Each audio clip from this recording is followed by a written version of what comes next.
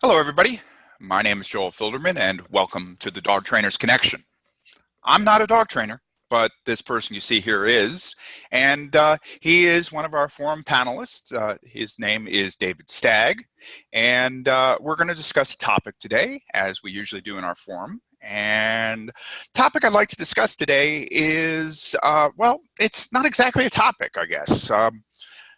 David, you're out of all our panelists, you're the newest to this profession. You've been training dogs for 9 years.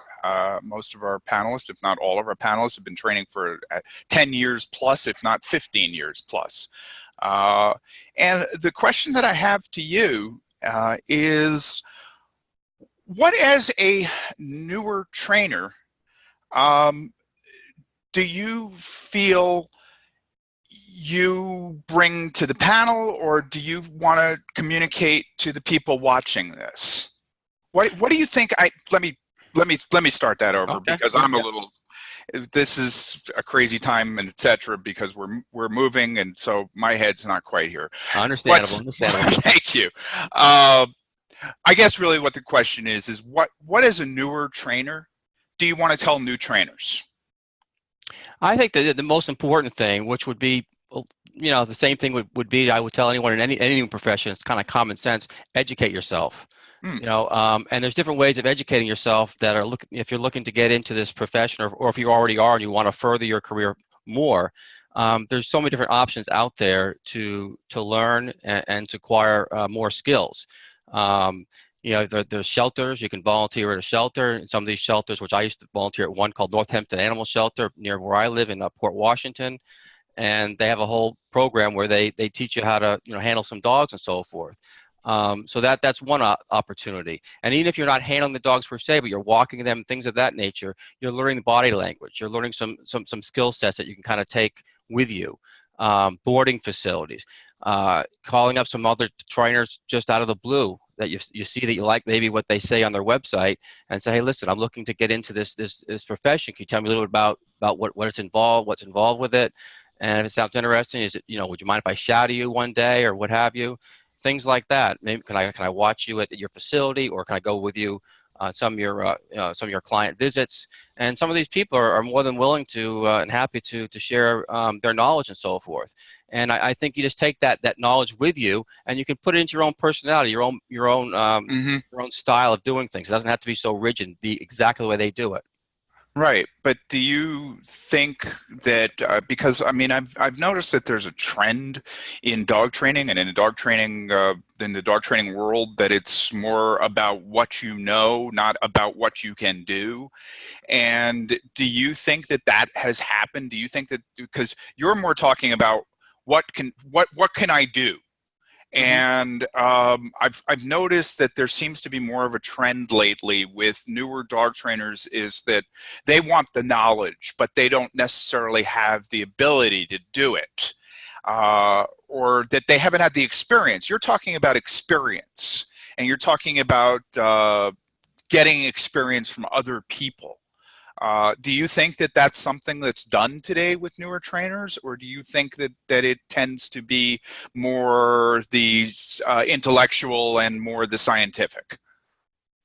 It's probably a combination of both. Uh-huh. I mean, and I think you could do both. Obviously there's online schools that we've had in other discussions before, Uh-huh. and some of these online schools, most of them are pretty well run.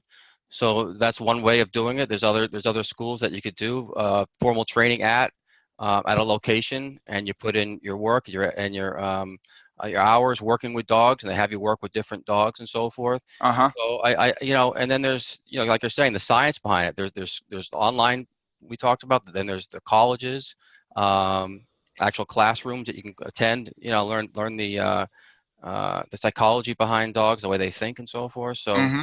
I think that all that it's important, but I don't think you have to. I don't think it should be one way. You have to go to school to do this. You have to do it Huh. this way.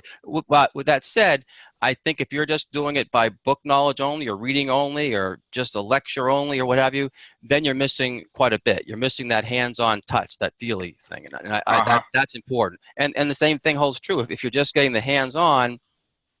Um, That might be enough. I mean, especially if they're saying, if they're talking about what they're doing, and the reasoning behind it, and what this is called, what the behavior we're trying to change is, or what we're trying to establish in the program. So that might be enough, but you need a little bit of both, ideally, not Hmm. just reading only. Let's put it that way. Does that make Okay. sense? Yes, that makes a lot of sense. Okay. Do you think that any of that has changed lately? Do you think that the way that dog training is taught has changed within those last 10 years? Um, Maybe a little bit. Maybe a little bit has evolved a little bit now with technology and so forth. It's much Huh, easier to, look at us. We're having this conversation. right. So I think things have evolved, and it's easy. You have easier access to do these kind of forums, or learning, what have you. Sure. And so absolutely, absolutely. Okay. And do you think that that's benefited you as a new trainer, or do you think that you have some that you're, because you're not as experienced as some, that sometimes that's a detriment?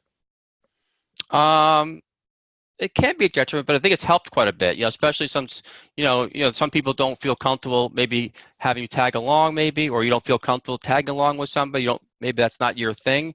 Um, and even if, whether it is or it isn't, you have that access to go online and view videos and so forth. And if you know what, after you have a good foundation, you know what to look for, then it's very easy to navigate and see who's doing the right kind of thing. In terms of different trainers that you might see online, doing different types of styles of training and protocols and things. Do you think you tend to use technology more than older trainers do? Um, Possibly. I'm Okay. not sure. I'm not sure. I don't know too many of the older trainers too much, so Okay. hard to say for sure. Mm-hmm. But I think a lot of them are probably up to date on a lot of these things. Mm-hmm. Okay. Yeah. And as far as your business, social media, and things like that, do you think that being a newer trainer and being somebody newer at this, that you tend to, that you have an advantage with that as well, or do you think that that doesn't really matter?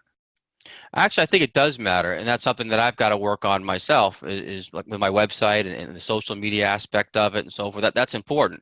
So you can reach that audience. Without Mm-hmm. that traffic to your site, you might miss a lot. Okay. But with that said, there's different ways of so to speak marketing yourself. For instance, I have my pamphlets over at pet stores and veterinary centers, vets offices. So groomers. There's different ways of marketing yourself in that regard. It's not just all about online, that kind of thing. Okay. Well, Yep.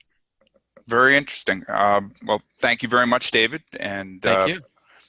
thank you, folks, for watching, and we'll see you next time. Uh, Bye now. Take care.